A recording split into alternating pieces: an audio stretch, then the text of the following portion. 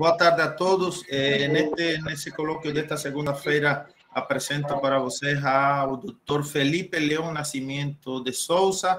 O Felipe apresenta hoje, ou seja, o título da palestra do Felipe é Modulação de propriedades optoeletrônicas dos semicondutores via química de defeito cristalino, visando aplicações fotocatalíticas. Então, vamos a conhecer um pouco aqui, vou tentar ser resumido sobre a trajetória de Felipe. Confesso que estou conhecendo pessoalmente a Felipe hoje também. Quem me recomendou Felipe foi um de nossos palestrantes anteriores, Dr. Leones, do Departamento de Química. Então, através dele, conheci a Felipe. Mas, pelo que estive observando aqui, o Felipe, primeiro, ele tem doutorado em Química pela Universidade Federal de Pernambuco e é bolsista do Programa de Capacitação Institucional, PSI, neste caso do CETEN. É colaborador do Laboratório de Eletrossíntese Orgânica da UFP. Tem mestrado em Ciência de Materiais pela UFP também e graduação em Química pela UFRP, ou seja, Felipe, a primeira formação foi dentro de nossa universidade. E interessante que durante essa graduação ele teve um período sanduíche em Engenharia de Materiais pela Universidade de Aveiro, em Portugal, e durante a graduação participou de programas institucionais, PIBID e monitoria, e suas áreas de atuação e experiência são em dispositivos fotônicos, fototérmicos, pontos quânticos, fotocatálise, materiais vítreos e vitrocerâmicas, compostos de coordenação e printrônica. Sobre Felipe, como falei, hoje ele é pós-doutorado do CETEN, com bolsa do CNPq. O Felipe defendeu o doutorado no ano passado, no 2021, e chama a atenção que Felipe mesmo defendeu o doutorado ano passado, já hoje participa como revisor de vários periódicos internacionais e, além disso, tem vários artigos científicos em revistas de alto impacto que envolvem toda a parte de química e de materiais. Inclusive, nos últimos anos, vem publicando um promédio de quatro artigos por ano, aproximadamente. Então, que mostra a capacidade do Felipe e a seriedade que ele vem exercendo, não, durante seu trabalho. Também tem 2 patentes e registro e já tem participado em várias bancas de tese de doutorado, qualificação de doutorado e trabalhos de iniciação científica. Também participa como orientador de trabalhos de curso de iniciação científica.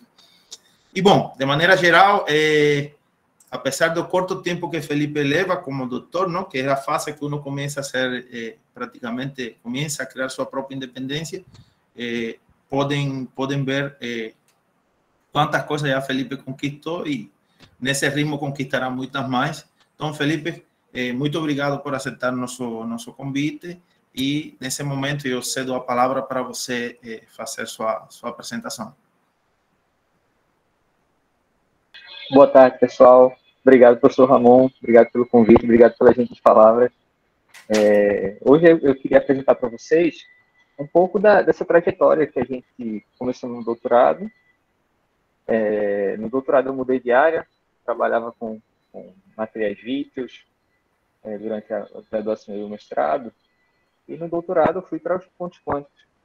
E foi uma experiência muito rica, porque eu trabalhava com reações em estado sólido, e eu comecei a trabalhar com as pseudo-reações em estado sólido e como a química de defeitos é fundamental para a modulação dessas propriedades ópticas. Só que hoje eu também vivo outra transição, trabalhando agora especificamente com geração de hidrogênio no CETEN, e a química de defeitos continua sendo presente. E eu queria dividir um pouco isso com vocês. Vocês conseguem ver minha tela? Agora sim, pronto, Felipe. Maravilha. Pronto, eu vou tentar não ser muito prolongado.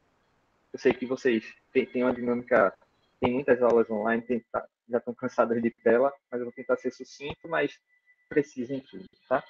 Hoje a gente vai apresentar um pouquinho sobre a influência dessa química de defeitos e como é que a gente pode induzir, visando algumas propriedades fotocatalíticas e como é que a gente pode fazer algumas medidas fotocatalíticas e fotoeletrocatalíticas. Tá?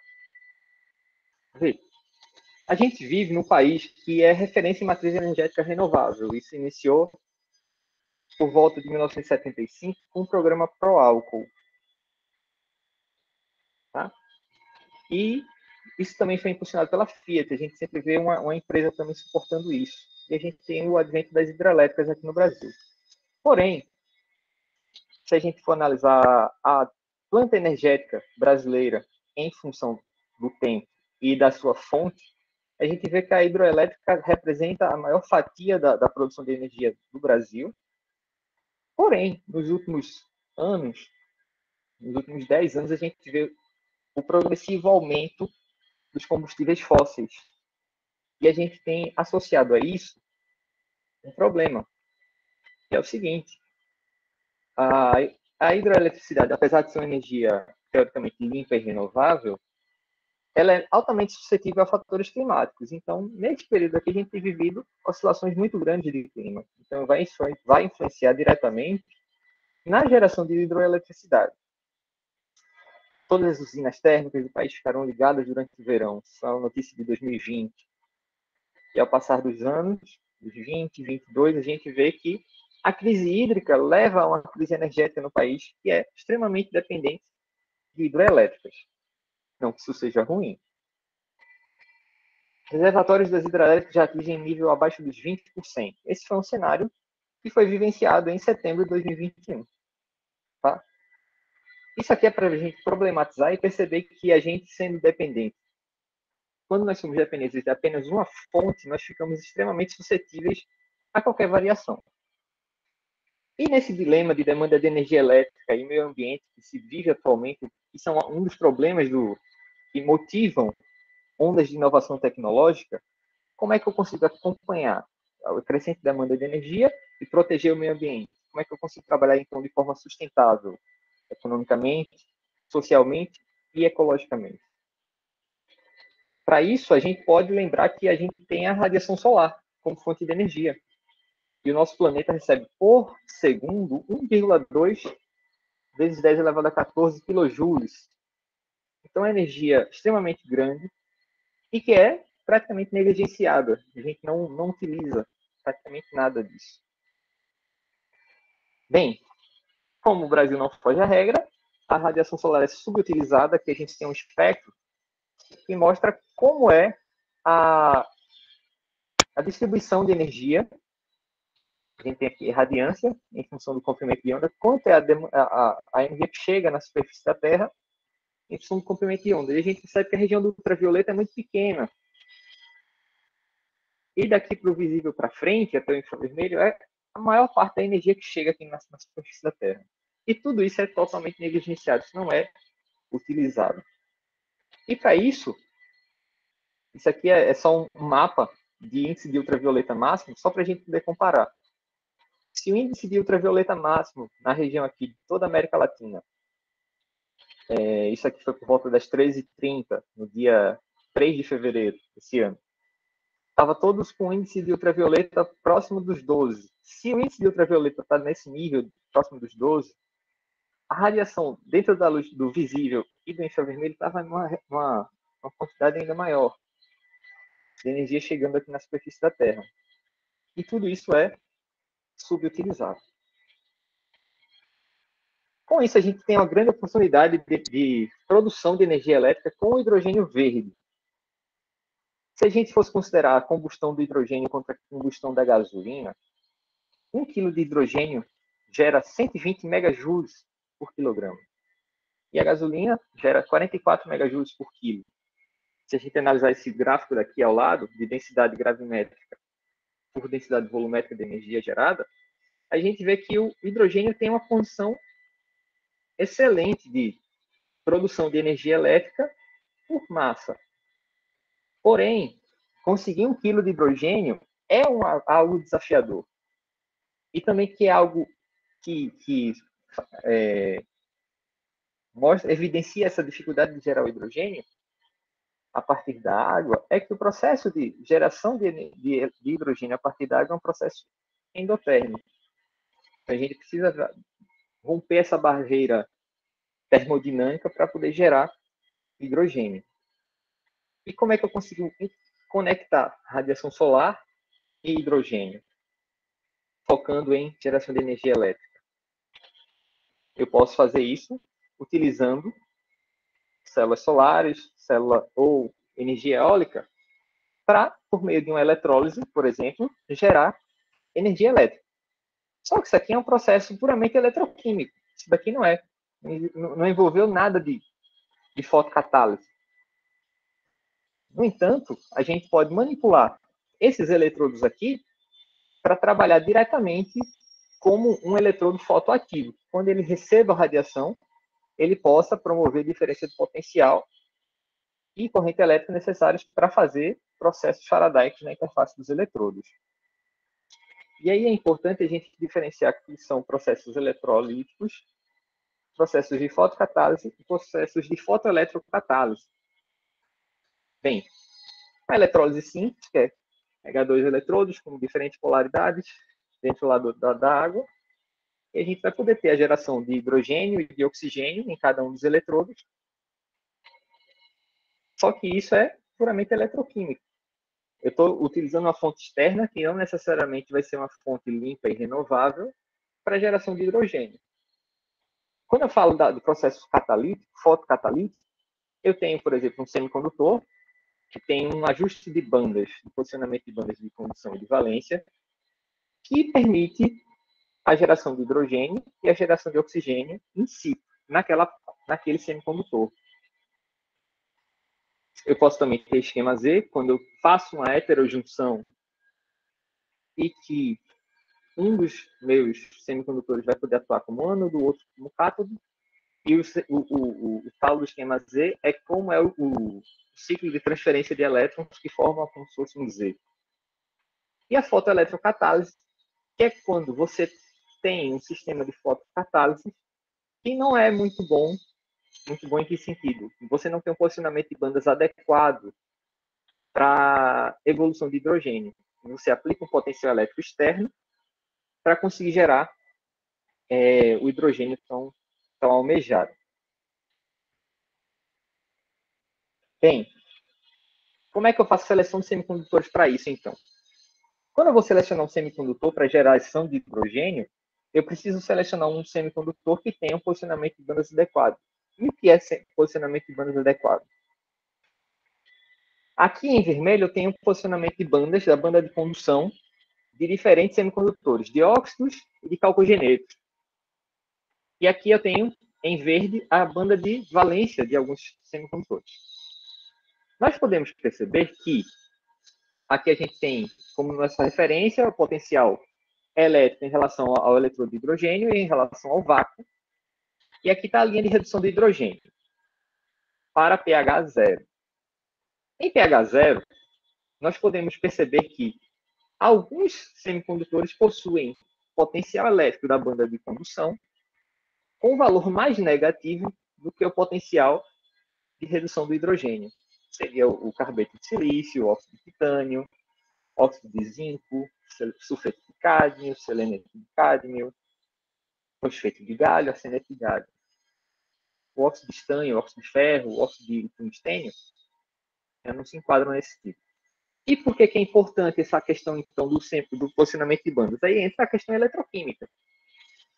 Para que eu tenha a evolução de hidrogênio, se a gente for olhar para aquelas equações fundamentais que se aprende aí no secundário, para que uma pilha seja termodinamicamente favorável no seu funcionamento, o potencial eletroquímico de redução de quem vai reduzir tem que ser mais positivo do que quem vai oxidar.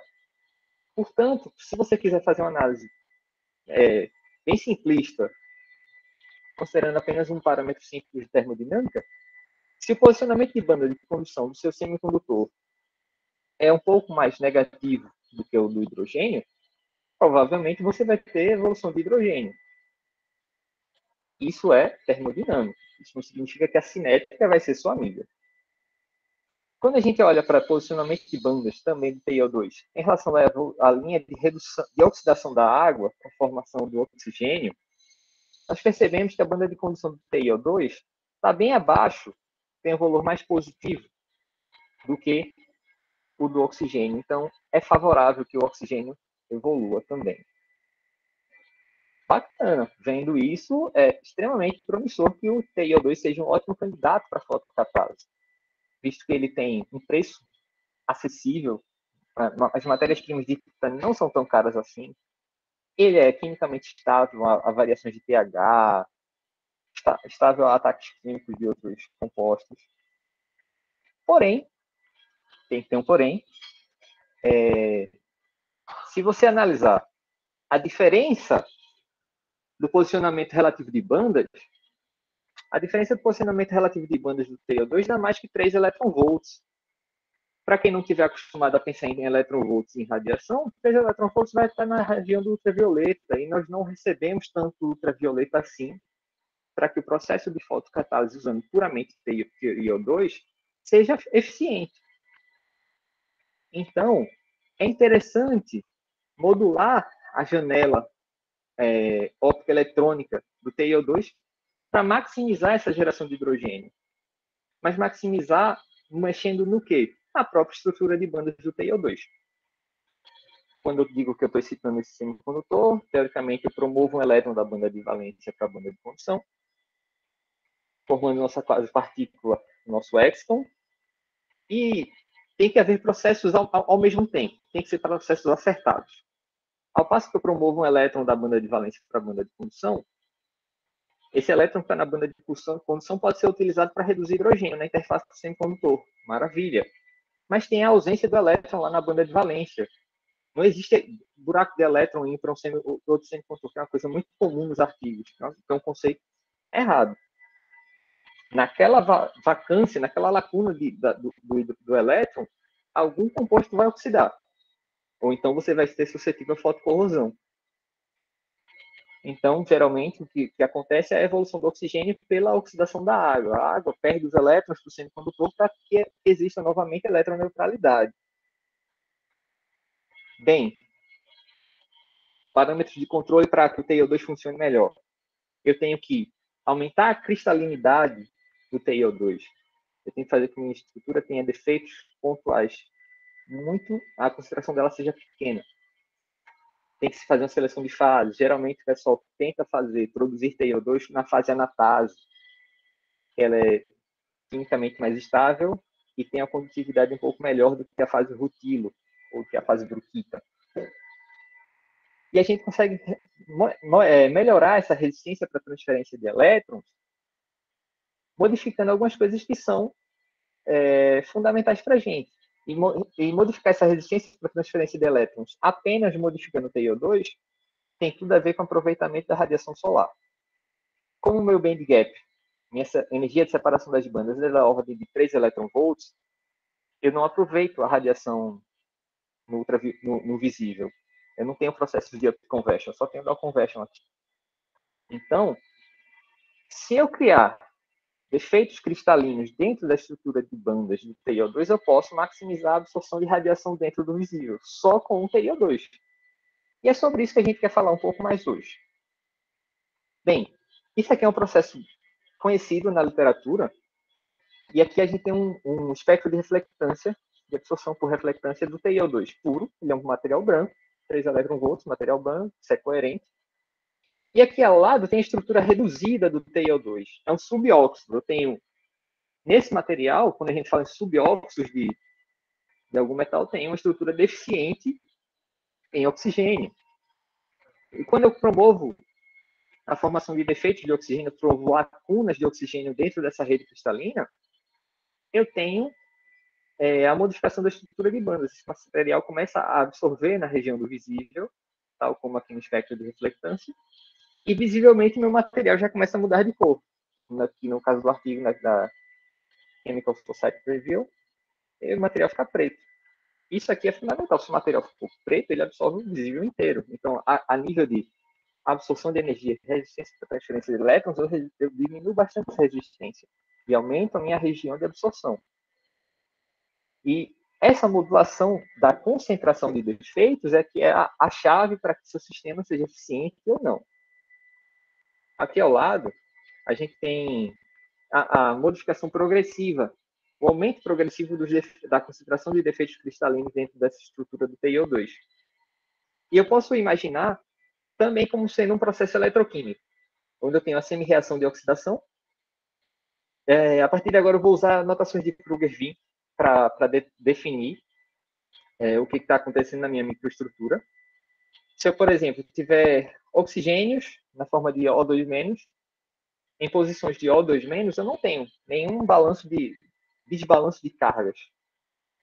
Porém, toda vez que eu tiver a minha etapa de oxidação acontecendo, duas posições de O2- gerarão uma molécula de O2 e 2 elétrons vão ser disponibilizados dentro do semicondutor. Esses 2 elétrons, o pessoal fala que eles podem ser utilizados de duas formas. Eu vou ter elétrons hidratados na superfície, que podem ser capturados por algum radical na interface com o líquido, ou eu posso ter esses elétrons sendo reinseridos dentro da estrutura de bandas e promovendo, por exemplo, a redução do titânio. Titânio que está com estrutura 4+, em posições de titânio 4+, não tem desbalanço de cargas elétricas, mas quando eu insiro duas cargas, 2 elétrons dentro daquele sistema, eu tenho a formação de defeitos cristalinos também pontuais, de titânio 3+, em posições de titânio 4+. Então, eu posso definir de forma genérica que eu tenho TiO2 em determinadas condições, coloquei a interrogação aqui porque existem muitos métodos para a preparação disso, e eu tenho a formação do meu subóxido e a evolução do oxigênio. Bem, como é que eu consigo minimizar essa resistência para transferência de elétrons em função dos defeitos cristalinos que eu estou favorecendo? Você pode preparar o TiO2 Black, a Titânia Black, por várias rotas. Seja por reação de estado sólido, seja por dopagem, seja por redução química com borohidreto, seja por ablação a laser. Esse artigo aqui foi do professor Walter Mendes, do BQF. E, enfim, existem vários métodos. E também o método eletroquímico. E em função de cada método que você usar, um tipo de defeito pode ser, ou um par de defeitos pode ser favorecido. Como a gente está falando de uma matriz de óxidos, é muito mais provável que os defeitos que aconteçam em óxidos sejam dos pares de Schottky, e não de Frankel ou apenas anti-Frankel, como seriam em outros semicondutores. Como eu tenho esse par Schottky, eu tenho que ter localmente a formação desses defeitos eletrônicos e cristalinos. Só que eles não são idênticos ao que acontece no RES, que eu tenho oxigênios em posições intersticiais ou titânios em posições intersticiais. Eu estou considerando aqui, eu posso fazer isso daqui via rota eletroquímica ou rota química, sem precisar de altas temperaturas e condições específicas de atmosfera. Se eu estiver considerando isso, os defeitos cristalinos que são mais importantes para a gente que nós possamos controlá-los a nível de concentração, são as lacunas de O2- que a gente vai ter na nossa estrutura, e o número de titânios 3+, que eu vou ter na nossa estrutura, formando subóxido. Isso aqui, o balanço entre essas duas espécies é que vai nos direcionar para a redução da resistência para transferência de elétrons, até chegar no patamar onde eu só vou ter reabsorção. Bem, toda vez que eu promovo esses defeitos cristalinos e eletrônicos, eles vão ter um posicionamento relativo também dentro da estrutura de bandas do semicondutor. Se meu material saiu de branco e ficou preto, é porque eu tive uma redução muito grande do meu band gap. Ou então eu estou tendo muitos processos de reabsorção acontecendo dentro do meu material. Porém, são bem conhecidos, ou pelo menos dá para se calcular com modelos bem definidos, os valores relativos ao posicionamento de bandas dos defeitos de lacunas de oxigênio e de titânios 3+, em posições de titânio 4+. Quando eu formo um defeito tal como esse aqui, eu crio um estado aceitador de carga, onde ele vai poder aceitar cargas que vêm da banda de condução, sendo o primeiro centro de recombinação de cargas que a gente está formando. E aqui o titânio 3 em posição dos titânios 4 forma o meu estado aceitador de carga. Nos dois casos, um vai estar aceitando cargas que vêm do sistema e o outro vai doar cargas para o sistema. Bem, só para a gente relembrar, isso daqui a gente vê nas primeiras disciplinas de introdução a reações de estado sólido ou em introdução a ciências de materiais, que a gente tem esses tipos de defeitos, que seriam as vacancies, que seriam as lacunas de átomos ou posições de íons, os átomos que estão em interstícios da minha rede cristalina, eu posso ter substituição por átomos que sejam maiores ou menores, e eu posso ter também os pares de Schott e de Frankel. O par de Frankel é a lacuna e o interstício. Só que nesse sentido, não é tão, isso é uma visão simplista da coisa, porque não é tão simples assim. Só o fato, por exemplo, de eu substituir titânio, se eu fosse fazer substituição química ou via reação de estado sólido, se eu substituísse titânio 4+, por sério 4+, a princípio eu não teria nenhum defeito cristalino ou pontual eletrônico na minha estrutura de semicondutor. Mas, na verdade, eu tenho. Porque os níveis dos orbitais moleculares que eu estou casando para formar os meus, para discretizar estados até chegar na estrutura de bandas, os orbitais envolvidos têm energias totalmente diferentes. Então, mesmo colocando um átomo que seja de mesma valência, isso não garante que eu não vou ter defeitos eletrônicos. E também vou ter defeitos cristalinos, porque os tamanhos relativos podem não ser necessariamente os mesmos. Enfim, são questões para a gente pensar. São muitos parâmetros a se controlar quando a gente está querendo falar em química de defeitos para melhorar a performance de semicondutores. E outras abordagens que são bem interessantes as dopagens, a gente pode ter esse exemplo aqui que eu falei para vocês, do sério 4+. Um efeito semelhante a ele, a gente poderia ter, por exemplo, se a gente dopasse com, é bem conhecido, titânio dopado com tântalo. Tântalo com valência 5+, vai criar um defeito eletrônico muito semelhante à lacuna do oxigênio. Caso contrário, se eu substituísse titânio por ferro, eu teria um defeito idêntico ao TI3+. A gente também pode diminuir o potencial de junção na superfície de semicondutores. Como é que se faz isso? Vou contar um exemplo que eu vou contar mais para frente. Eu vou falar da heterojunção entre um TiO2 com um calcogeneto de prata e índio. Quando eu faço essas heterojunções visando fotocatalisadores, as interfaces são os problemas. Os maiores problemas são as interfaces. Porque ali é um centro primário de recombinação. Se essa heterojunção não formar, não tiver continuidade entre as duas, eu vou começar a ter uma barreira dielétrica ali que não vai dar para transferir elétrons muito bem.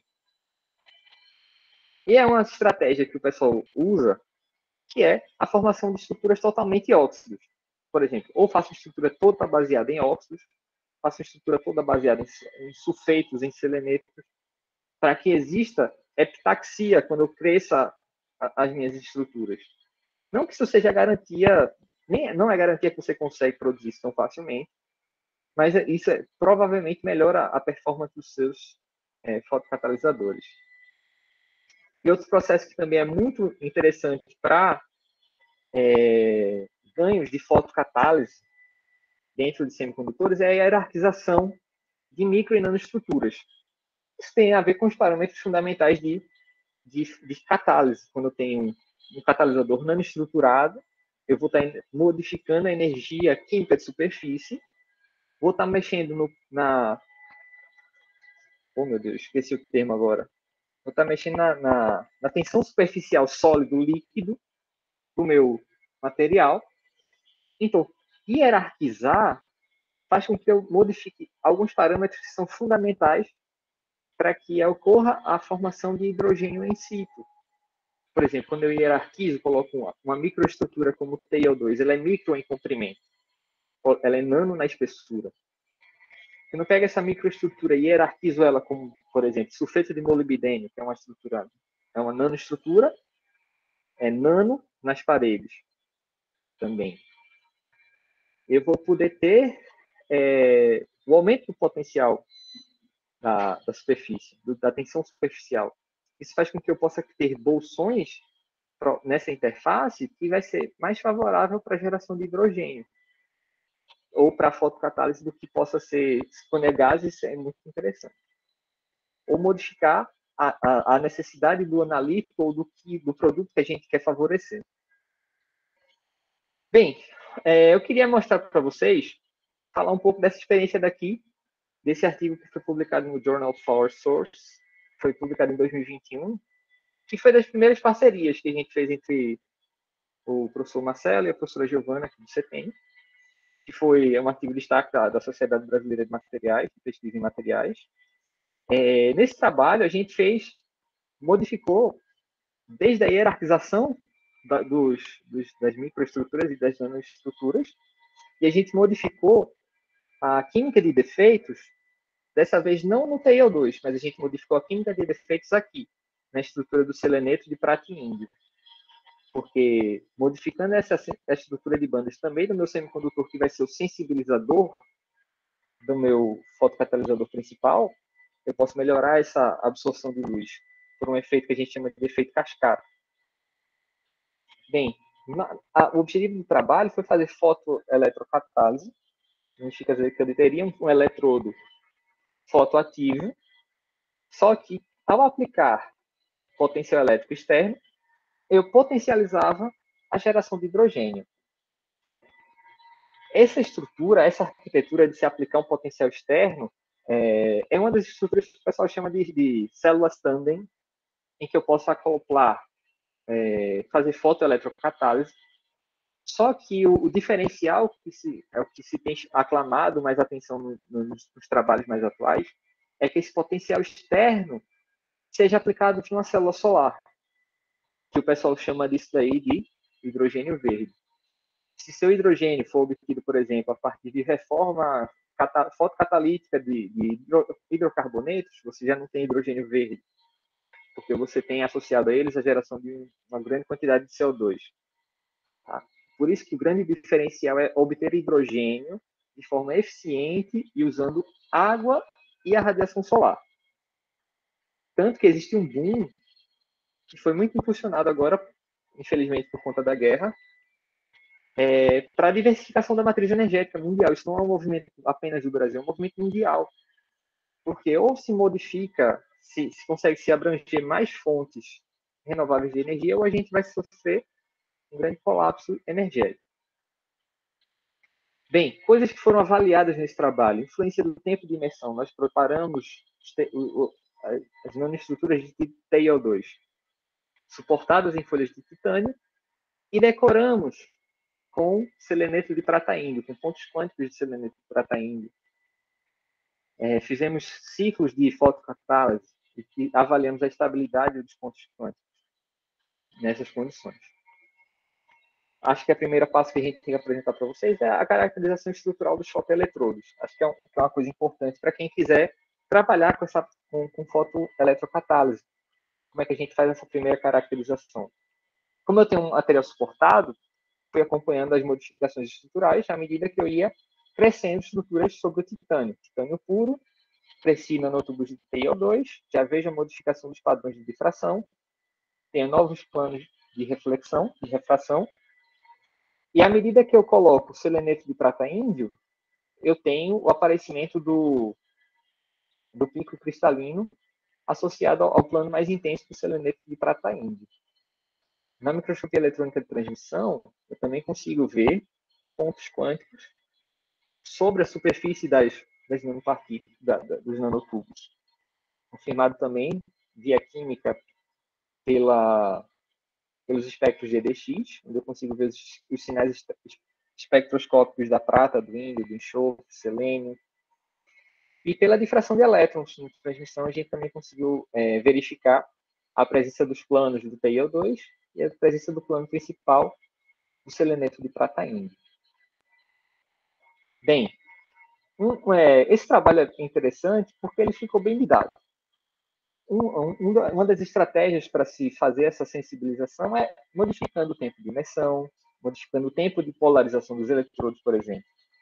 E aqui está uma prova de que quando você aumenta, por exemplo, o tempo de polarização ou aumenta o tempo de imersão desses materiais, que seria uma estratégia de coating, você tem as partículas de TiO2 começam a ficar tapadas. Você começa a não ter mais uma interface entre seleneto de prata índio, ou seja qual for a estrutura, com o TiO2. Você começa a ter um recobrimento total. Quando você tem um recobrimento total, você não há como o TiO2 receber luz e nem haverá transição para o TiO2, porque só haverá recombinação dentro do ponto quântico. Isso daqui foi um passo importante para selecionarmos qual seria o melhor tempo de imersão. Só que o que confirmaria isso são as medidas fotoeletroquímicas. Aí eu queria trazer para vocês um pouco de como se faz essas medidas fotoeletroquímicas. A gente usa um sistema de 3 eletrodos, com um eletrodo de trabalho, que é a própria placa de TiO2, um eletrodo de referência, que se usa prata, cloreto de prata normalmente, e um contra-eletrodo com um fio de platina.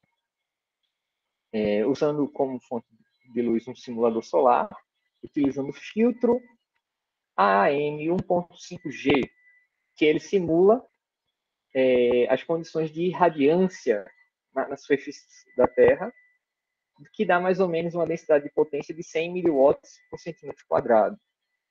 A gente usou como solução uma solução de sacrifício, porque tem que repor o elétron que está sendo promovido dos semicondutores. A gente usou sulfeto sulfito como um Rose Scavenger e fizemos a nossa primeira caracterização.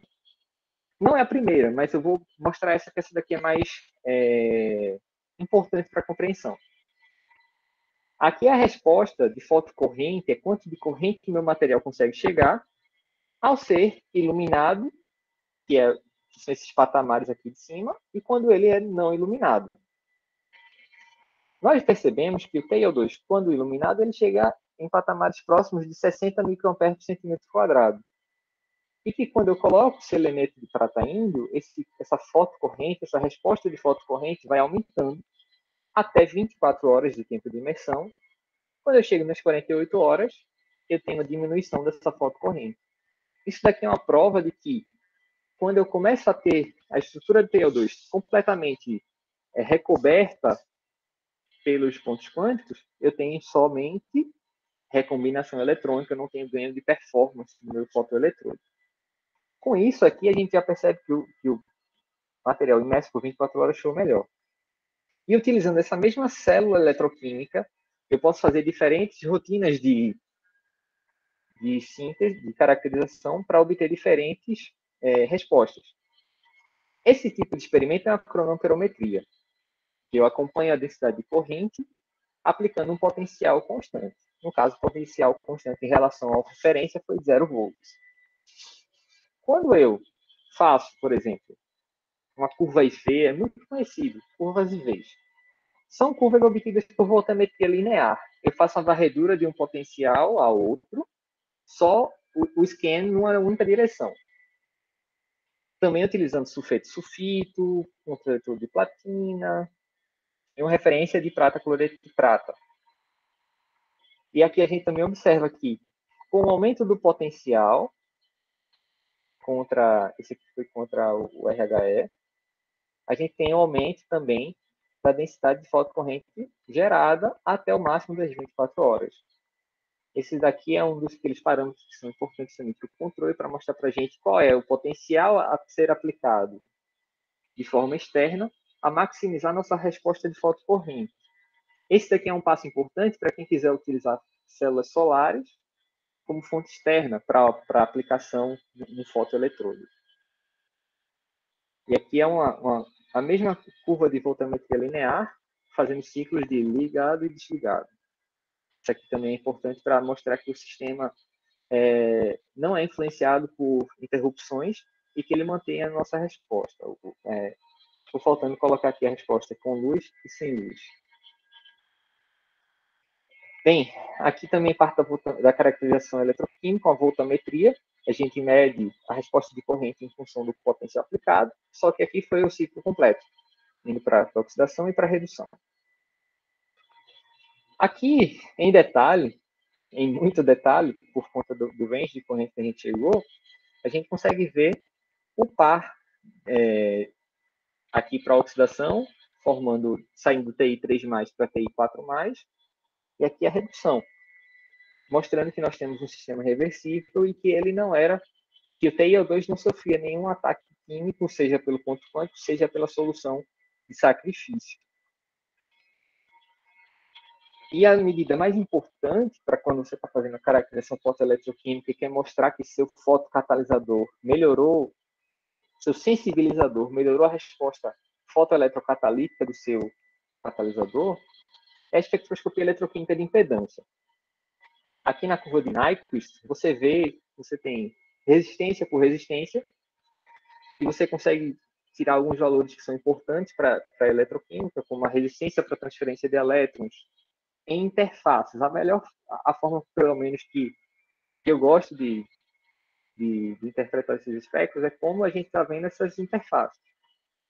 A gente tem um primeiro valor na interface aqui, que praticamente não dá para ver, mas esse valor não é no 0,0.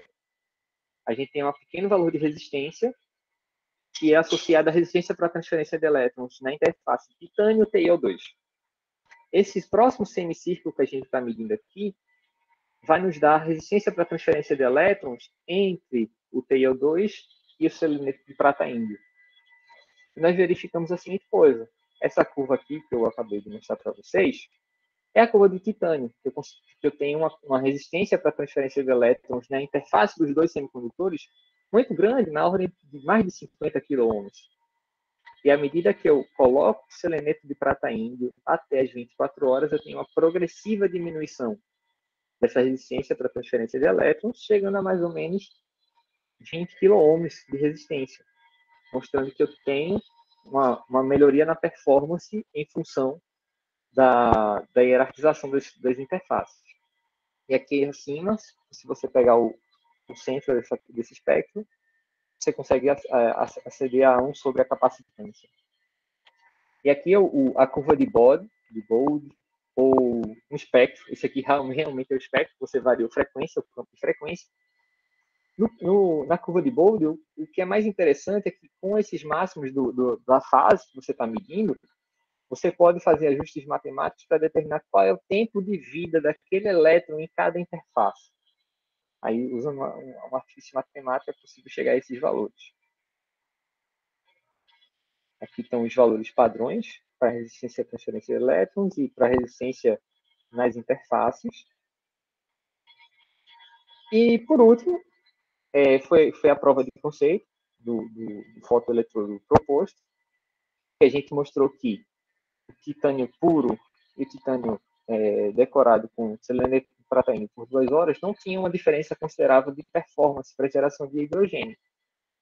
Só que quando a gente tinha essa estrutura modificada por 24 horas, com seleneto de prata índio decorada por 24 horas, a gente tinha um gigantesco pulo nessa geração de hidrogênio.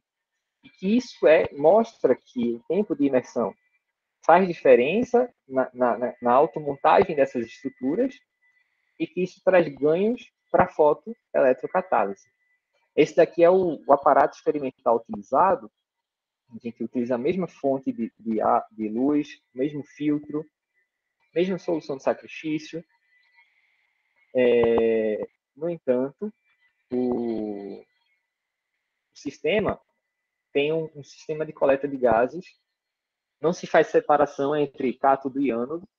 Nosso fotoânodo e nosso cátodo geram os gases e os gases são coletados ao mesmo tempo. E esses gases coletados ao mesmo tempo são coletados nessa segunda vidraria e elas são injetadas inline para o cromatógrafo a gás, para quantificação de hidrogênio em função do tempo. E com isso a gente consegue fazer todas essas medidas. Era importante passar isso também, pelo menos a ideia de como eram feitas essas medidas de fotoeletrocatálise para geração de hidrogênio. Bem, pessoal, queria agradecer ao convite do professor Ramon, quero agradecer ao CTN pela infraestrutura para desenvolvimento do trabalho, ao Programa de Engenharia Física da UFRPE, eu desejo muito sucesso e parabéns por todos que fazem o programa. E é isso. Muito obrigado, pessoal. Bom, eu que agradeço, Felipe, tanto eu como todos aqui, nossos estudantes e professores presentes.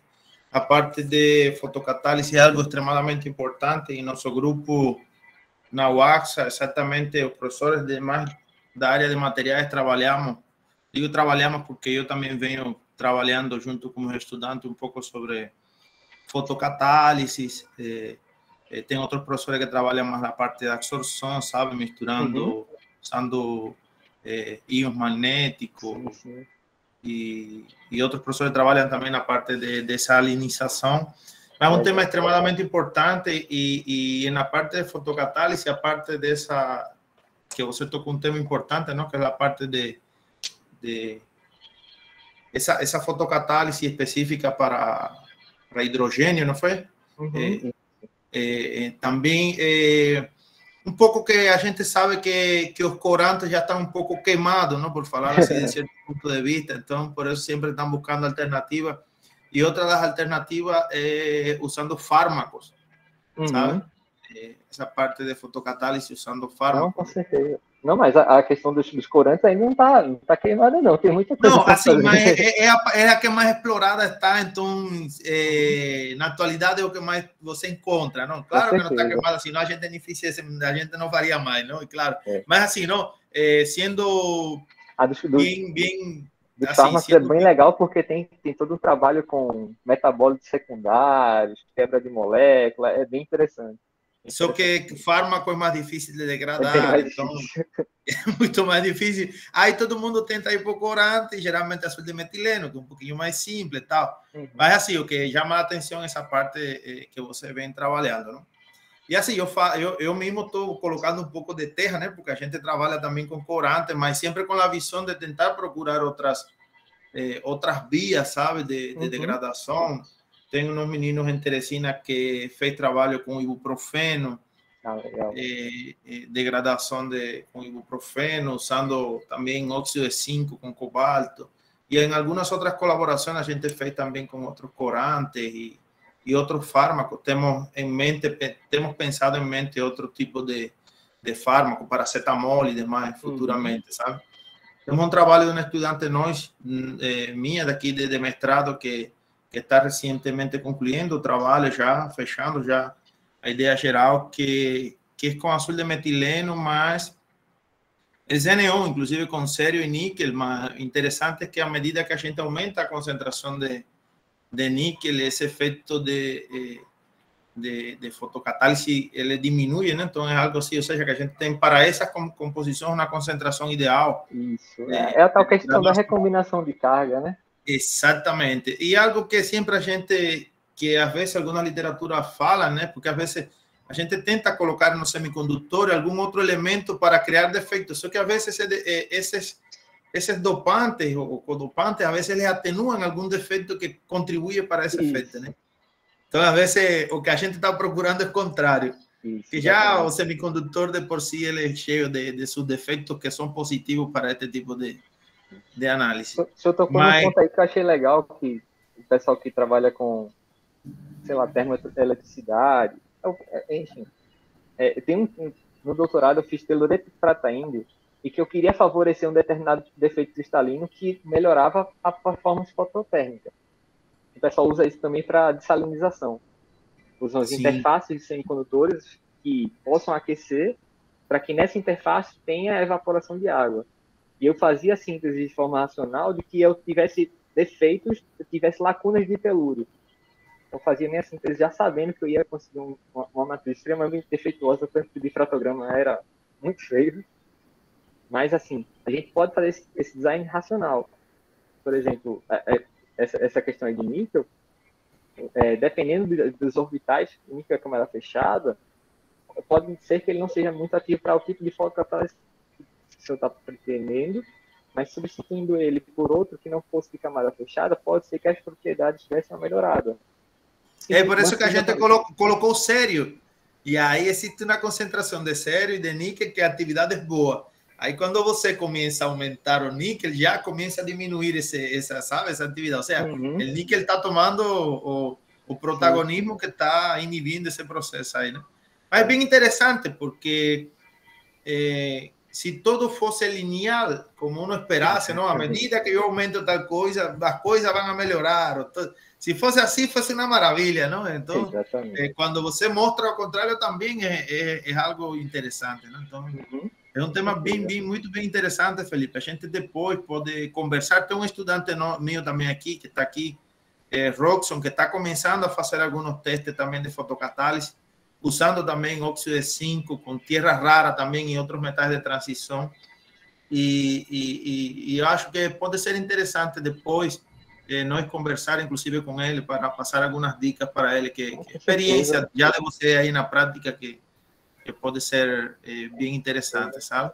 Mas parabéns, meu amigo, parabéns mesmo, um trabalho maravilhoso e que mostra aí a importância. Professora Martini, eu acho que tem uma pergunta aí para você. Não, não tenho pergunta, mas comentário, porque eu gosto muito da energia solar, né, que é absurdo aqui no Nordeste, particularmente, de não usar. Você sabe que um dos pioneiros é a Alemanha, você vai na Alemanha, tem uma quantidade de painéis solar que você está começando a aparecer aqui, né? A gente vê. Mas, bom, essa é outra coisa, né? O que você está fazendo realmente, então, é uma aplicação muito legal. Para mim, essa geração de hidrogênio a partir da água era meio um mito, ou seja, o pessoal que diz que não quer solar, por exemplo, mas que quer hidrogênio, eu acho que é papo furado, porque me parecia muito difícil, né, gerar hidrogênio, então não sei, mas aparentemente tem técnicas sérias que estão pensando nisso. Tem. Aí o que você faz no laboratório é em termos de escala, ou seja, isso. Né? Atualmente eu tento escalonar o processo e eu tento utilizar como fonte de água a água do mar. Certo. Porque no sentido de não precisar depreciar as fontes potáveis de água. Porque é um problema, por exemplo, se a gente conseguisse achar um fotocatalisador muito eficiente para a água, as empresas iam correr logo para os mananciais de água doce. Então, isso iria pressionar toda a população. E a gente está tentando fazer um trabalho direcionado para a água do mar. Certo. E aí a desvantagem da água do mar é que... Dessaliniza ela ou não? Não precisa, não? Não. Também tem essa questão de não ter... o meu objetivo é não precisar desalinizar. Existem estações grandes. Tem um pessoal de Portugal que faz grandes estações, mas que tem que desalinizar. Porque o problema é, se não desalinizar, nos contra-eletrodos vai ser formado hipocloritos e algumas outras espécies oxidantes. E o pessoal olha para isso como se fosse algo ruim. Porque se a gente fizer um fotocatalisador baseado em óxidos, isso não é ruim, porque não vai ter corrosão química. Isso pode ser até bom para uso em tratamento de efluentes, nas estações tradicionais de efluentes. A gente tem conversado, as pessoas têm, tipo, Compesa tem uma demanda muito grande desse tipo de material, e se a gente conseguisse algo escalonável, esse subproduto poderia ter utilização dentro do próprio tratamento de efluentes. O problema é conseguir escalonar. O problema é isso, né? Ou seja, as quantidades que você consegue formar de hidrogênio ainda não são tão grandes assim. Não é coisa assim que eu possa dizer, consigo escalonar bem. Não, ainda não. O interessante do seu trabalho é mais a comparação com outras técnicas, se vê que está melhorando. Isso. Na prática, professora, o que eu mais quero é conseguir gerar, por exemplo, chegar em fotocorrentes de mais de 1 mA por centímetro quadrado, que já é um indicativo de que eu vou conseguir ter um eletrodo bem polarizado, e demandando carga em quantidades apreciáveis nessa interface, e conseguindo gerar hidrogênio em ordem de milimol. Conseguindo gerar hidrogênio em ordens de milimol de hidrogênio por minuto, a gente já entra no ranking para boas aplicações. Ok. Aí isso aí já entra aí daí para frente já entra em TRLs muito altas e aí só com a indústria. Ok, não, muito interessante e parabéns, a apresentação muito boa. Gostei. Obrigado, professora. Alguém mais tem alguma pergunta? Marco está pedindo desculpas, né? Porque ele está com tá tudo bem.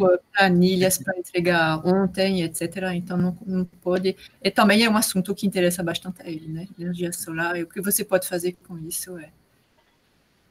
Okay. Felipe, então, em nome do programa, muito obrigado pela sua apresentação. Eu hubiese querido que mais colegas aqui tivessem interagido, né? Nessa sua apresentação, que foi muito boa. Mas, às vezes, nossos estudantes são um pouco tímidos, não, nas áreas, mas quando são áreas novas, aí isso acontece. Outros estão preocupados porque tem prova amanhã. Isso aí, verdade. Mas está tudo bem. Muito obrigado. Eu peço, por favor, e a alguém todos... perguntando alguma coisa, né? Eu vi. Sim, eu queria aproveitar rapidinho para fazer uma pergunta. Nessa questão da aplicação da fotocatálise, você comentou que teve a experiência com um grupo de pesquisa em Portugal no início, se não me engano. E eu queria saber, nas estações de tratamento de efluente em Portugal ou ali na Europa de maneira geral, é mais comum ter essas aplicações já nas estações de tratamento? Não.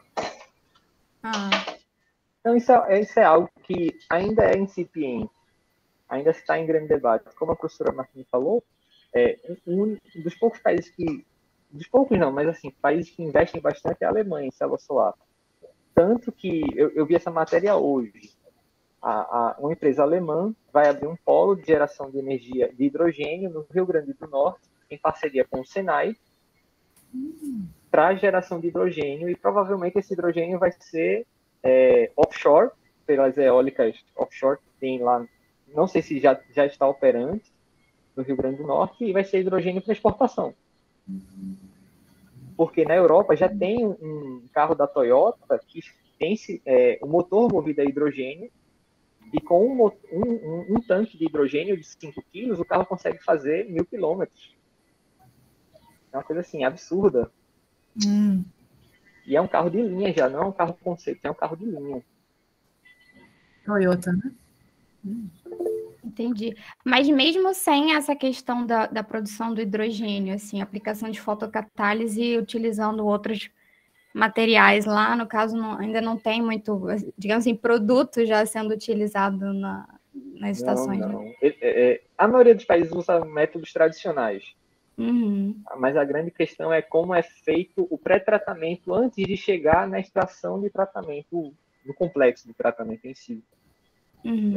A questão de como é feita a coletagem dos efluentes, esse pré-tratamento é que é o grande diferencial. Sim. Boa, muito boa a pergunta de Mayara. Mayara exatamente é uma das estudantes minha que está trabalhando com fotocatálise. Em algum momento eu faço alguns comentários para ele assim, não? Que assim, essa ciência que nós fazemos, tal, mostrar que o material tem uma aplicação é importante, mas na prática levar também é algo bem complicado, não? Então, eu acho que às vezes ele tem que escutar isso por outras pessoas para que não pensem que eu não estou querendo enganar, né? Seja, e não porque seja Portugal ou Europa, país do primeiro mundo, é algo que é simples de implementar. Seja, a gente tenta mostrar de que sim, de que funciona, mas aplicar assim, como tal, na indústria leva a outro tipo de análise que é bem mais complicado. Professor Ressa tem uma pergunta. Professor? Beleza, boa tarde. Boa tarde. Parabéns pela apresentação, Felipe. É um ótimo trabalho o que você está fazendo. Aí, o nosso plano, né, para fazer os colóquios tem vários sentidos. Um sentido é aprendizagem, né? A gente aprende muito dos palestrantes, né? Como foi hoje também, a gente aprendeu bastante coisa. E também a gente veja, né, as possibilidades de fazer conexões, colaborações. Então, eu estava olhando os seus resultados. Você tem um resultado onde você fez a espectroscopia de fotocorrente de impedância, não é? A espectroscopia eletroquímica de impedância. Isso. Eu gostaria de saber, você está fazendo isso na Federal, aqui em Recife? A gente consegue, professor, fazer tanto no DQF, quanto aqui no CTN. Aham, excelente, porque eu estava interessado, né? Aí fiquei fiquei feliz sabendo que, né, alguém está por perto, está fazendo isso. Então, daqui um pouco eu vou entrar em contato com você em privado, ok? Para saber como que podemos fazer a análise de algumas amostras. Perfeito, professor, perfeito, maravilha. Muito obrigado pela sua apresentação, parabéns e boa tarde. Valeu, obrigado. Então, alguém mais? Por agora que todo mundo se animou? Então, por favor, eu peço a todos abrir o microfone para a gente bater umas palmas ao Felipe em agradecimento. Felipe, muito obrigado mais uma vez pela apresentação, por aceitar